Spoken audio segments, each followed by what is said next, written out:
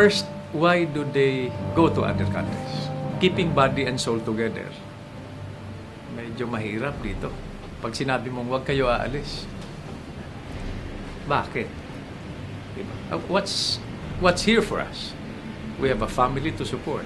A sister whom I promised would send through at least high school.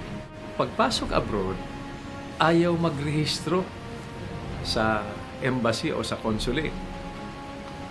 Yun ang hindi ko maintindihan. Nalalaman na lang natin pag nasa death row na or may problema na mabigat. So first thing is inventory.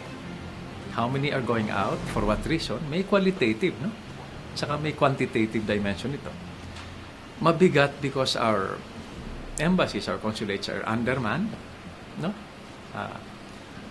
Underfunded, at saka sobra ang trabaho. There are about an estimated 15 million Filipinos scattered in 200 countries all over the world. How do we account for them?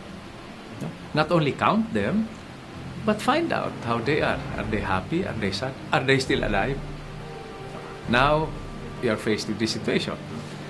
Ang feeling ko rito, Brad, parang naghihinday tayo na may masamang mangyari.